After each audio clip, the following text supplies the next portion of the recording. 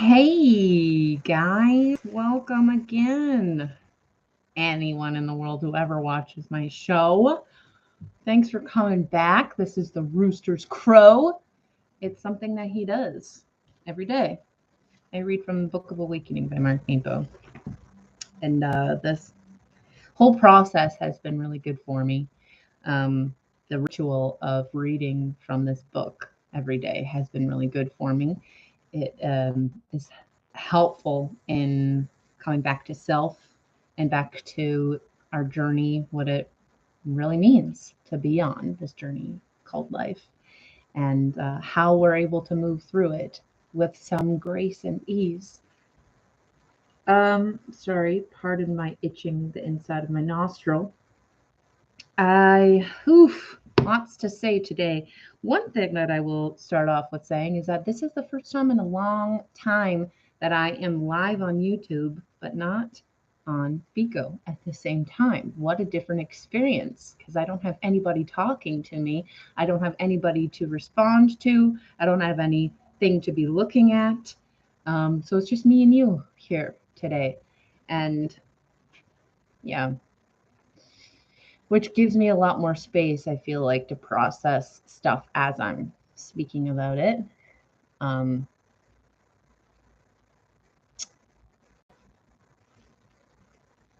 I am currently in this wave of, it was a crest and a crash, and now sort of building up again. And it is spending time with self, accepting all parts of myself with no judgment, no shame, just letting myself be. No, should do this. No, should do that. No, you're not good at this yet. You need to practice.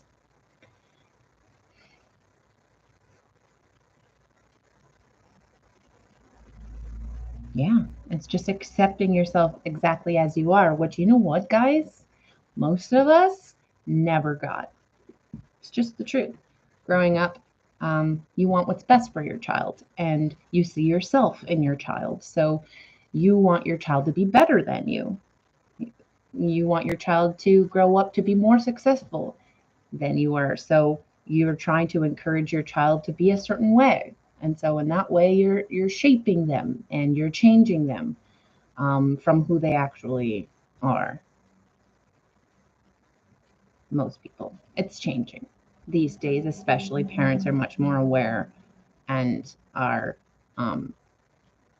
aware of their own traumas and problems. So they are trying to see their child objectively rather than this is my child and they need to be a certain way to reflect me.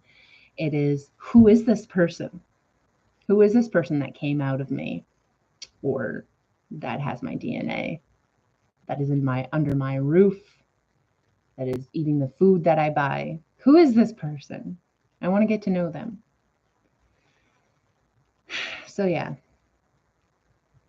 it's seriously a tough thing to finally allow yourself to do, especially if you have a ton of bad habits.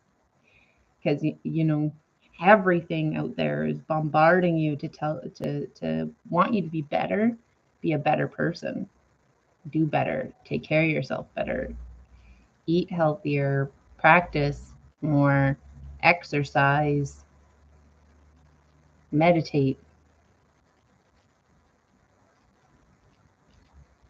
And forever I have been the type that wants to be the best I could be, wants to be the best cast I can possibly be. What is my potential? I want to be it. And it was always like, better than I am. Better. I want to be better than I am.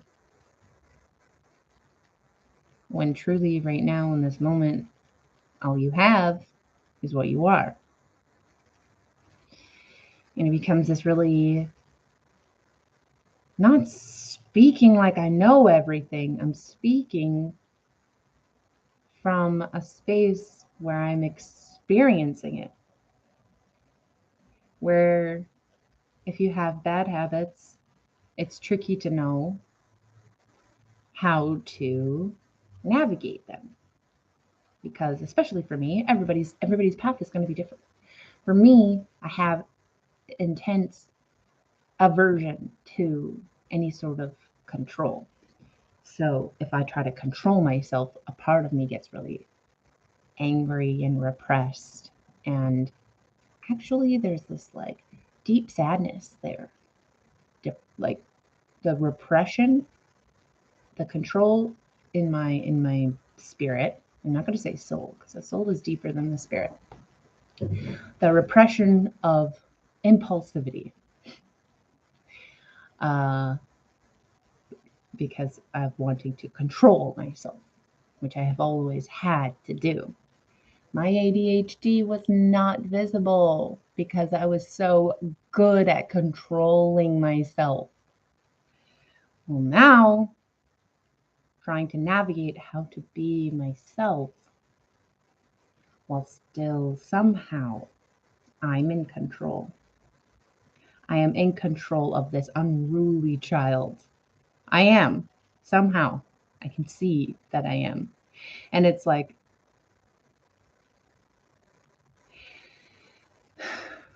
I've created a space around myself to keep safe this uncontrollable, joyful, pretty joyful kid. I'm in that space right now. I think because of the event a couple nights ago, the comedy night where I was, very impulsive and unfiltered and loud, and I called myself an asshole because asshole I feel like encapsulates being like taking up a lot of space and being an idiot, being opinionated, just being oblivious to anybody else's experience, perspective. That's being an asshole. And I was. And so I felt a lot of shame. I've been feeling a lot of shame. Like, again, I think I was saying it yesterday. I don't know how to be me.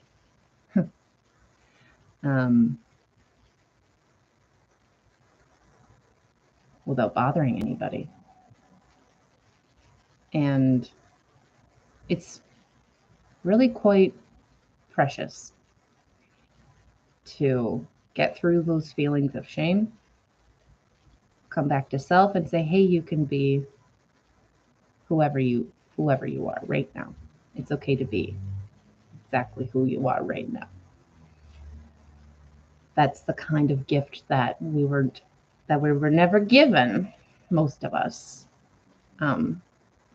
growing up, because people wanted better for us, wanted us to be better. It's okay you are who you are, but next time do this. It's okay that you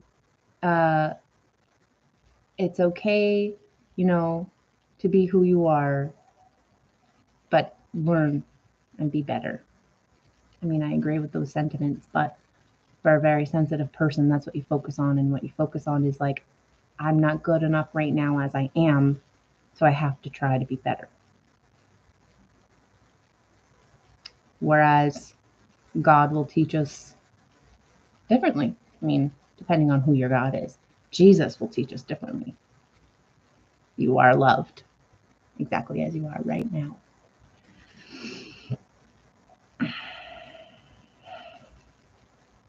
I'm self-conscious because my roommate sits on the other side of the wall on his seat in the morning, so you can hear everything I'm saying, which is fine.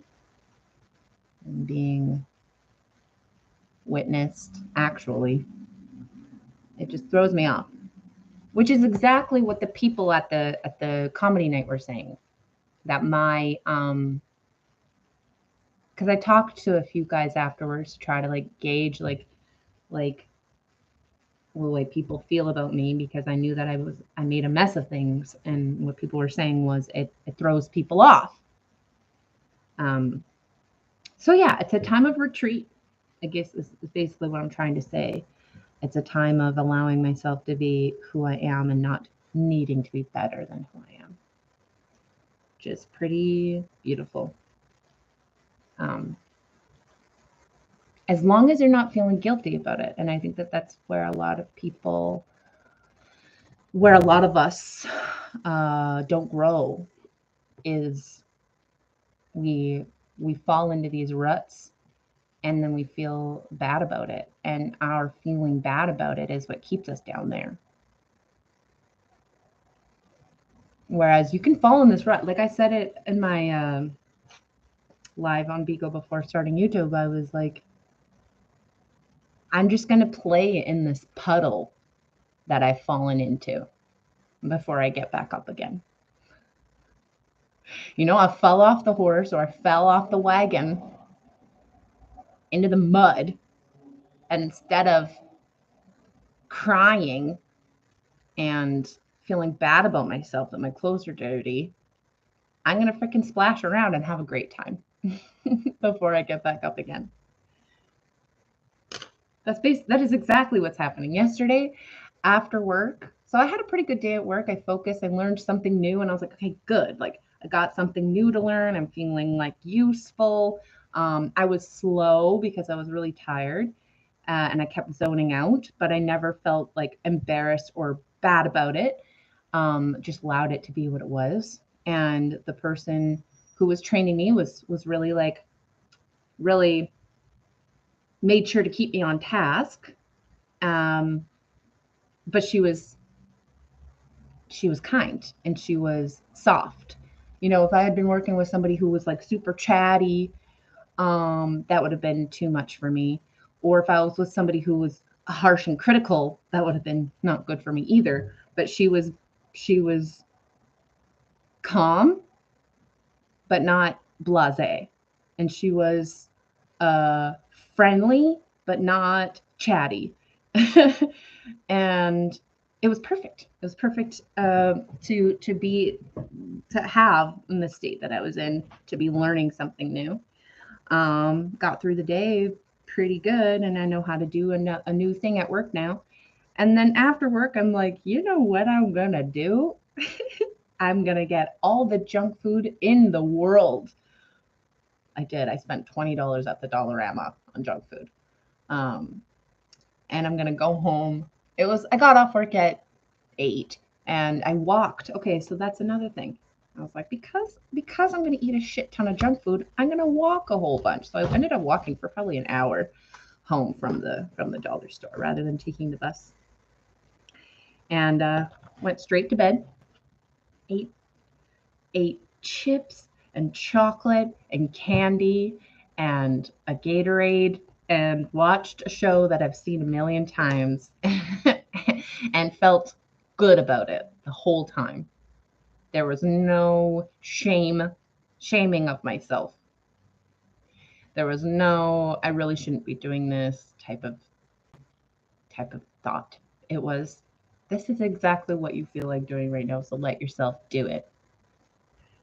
Happiness is the most important thing. And then if you have the type of, we all actually do have this.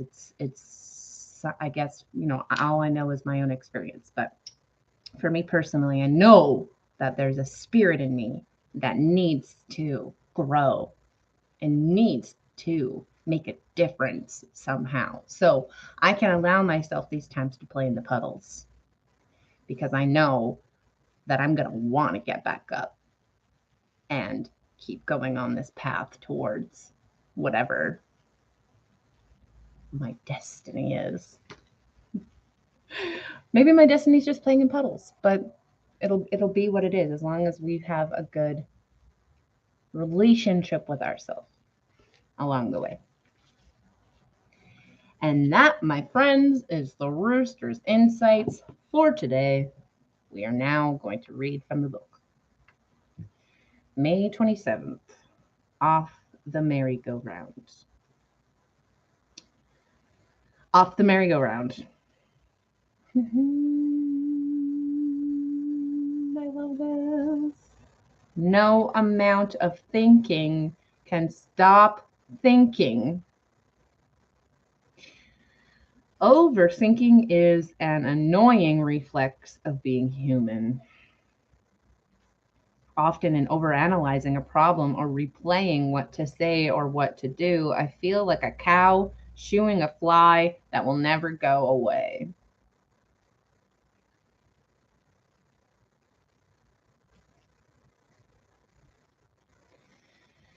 We all do this. No one is exempt. Feeling insecure, I can endlessly repeat the things that should make me feel solid about myself, and all the while my esteem keeps unraveling. What is there to do? I'm reminded of Einstein's insight that the manner of thinking that creates a problem cannot be the means by which to solve it. Oh, Einstein, my two idols. I mean, Ms. Cracker, obviously, but I mean, she's more my lover than my idol. So my two idols are Einstein and Jesus. Okay, just so y'all know. In simple terms, when spinning out, the only thing to do, as hard as it seems, is to get off the mental merry-go-round, which I feel like is exactly what I did yesterday.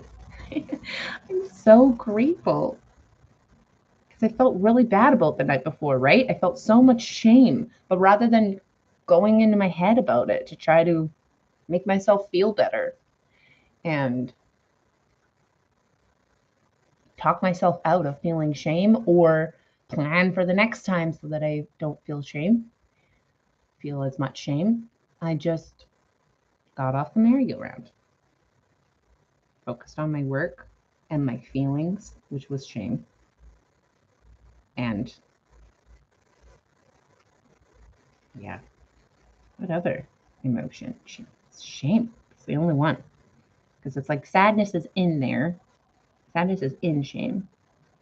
I wasn't angry. I wasn't angry at myself. And I wasn't angry at anybody else. What other emotions are there? Yeah. Negative emotions. Negative emotions. No, that's it. I got off the merry-go-round. This is truly the terrain of faith. Jumping into the risk to stop in mid-thought, believing that some deeper knowing will wash over us. In truth, no amount of thinking about yourself will give you confidence. Goddess. Just as no amount of thinking about the sun will warm you. Just as no amount of thinking about love will hold you. Confidence and love and light of the world wait below all the labors of mind.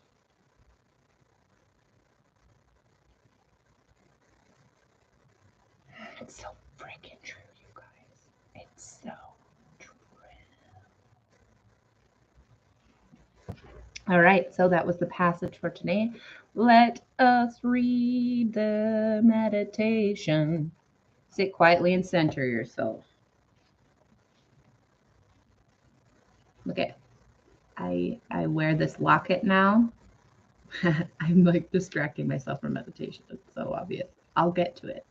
I just want to say this locket was my grandmother's. When she died, we got to look through her jewelry and pick things. I picked this locket, and you know who's in on the inside? Take a wild guess. Teeny tiny little pictures of this cutie. Do do do do do do. Okay, sit quietly and center yourself.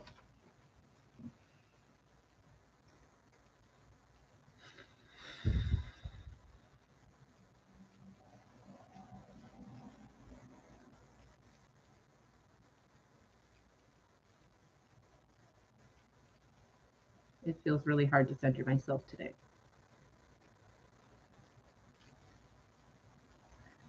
Probably because of all the chocolate and coffee. Allow your mind to start doing what it does, which already happened. Breathe steadily, and with each in-breath, practice stopping your thinking in mid-thought.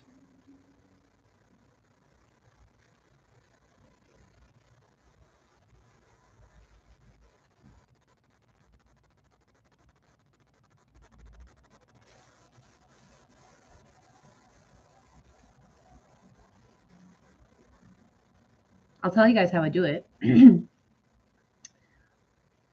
personally.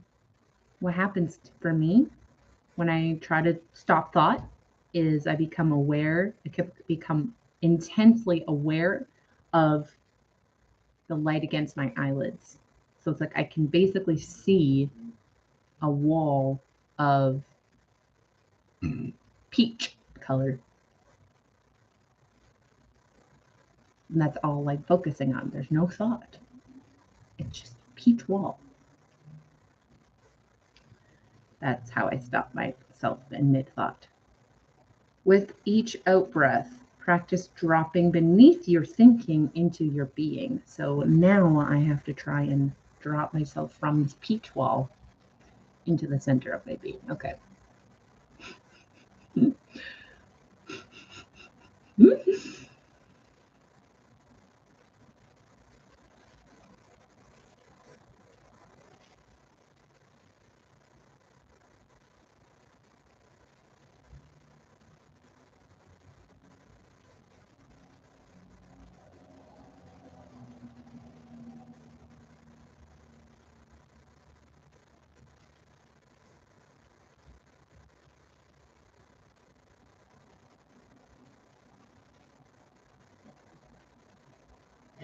Cool.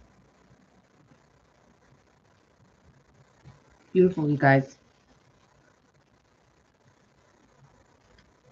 Practice dropping beneath your thinking into your being.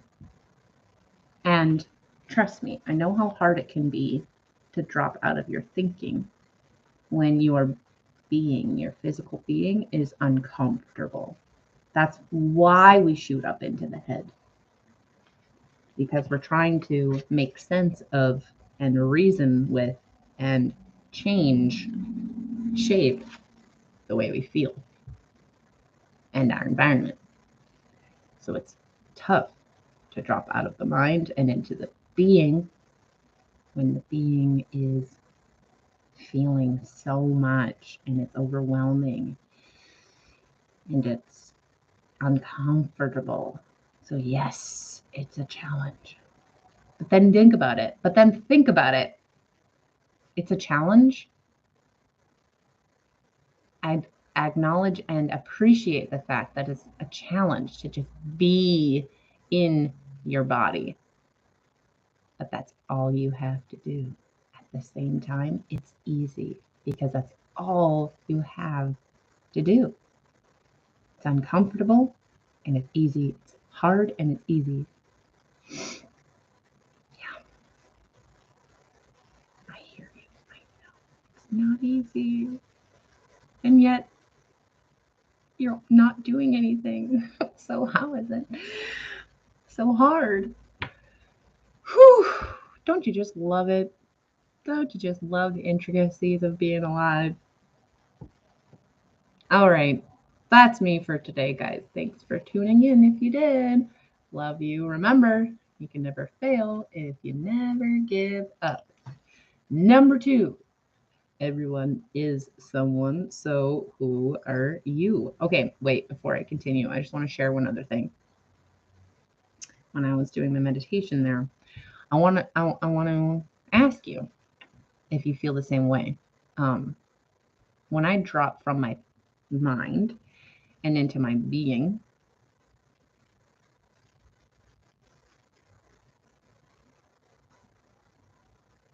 that being that is there is like, y'all probably feel the same way. So different than it's like it goes through so many filters before it comes to the outside. This being deep down in there is such a different than this being out here, than who I am out here. And it's not because I'm not being who I am. It's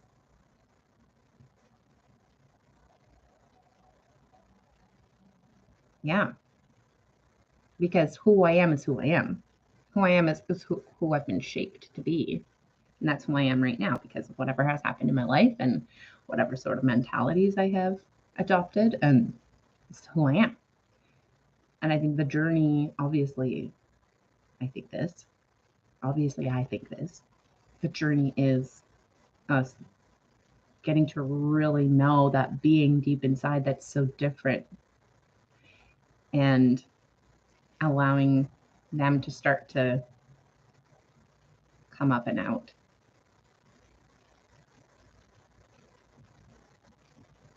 And I think that's really why it's been so hard for me personally, is that this being that's deep inside is so different than everybody treats me as growing up forever. Because this being doesn't feel like a little girl, this being doesn't feel like a woman. This being doesn't feel like this quirky little weirdo that I am on the outside.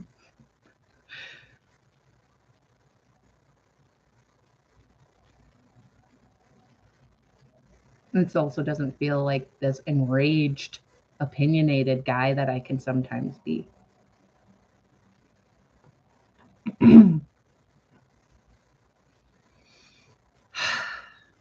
I love who I am, though. Whenever I really touch base with that being, they love me.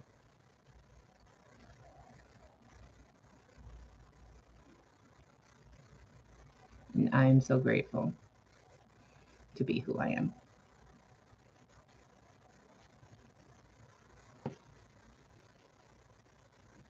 Thanks, everybody.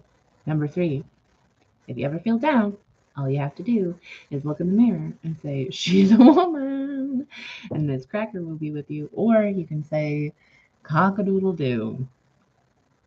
Do it real loud and like a real rooster.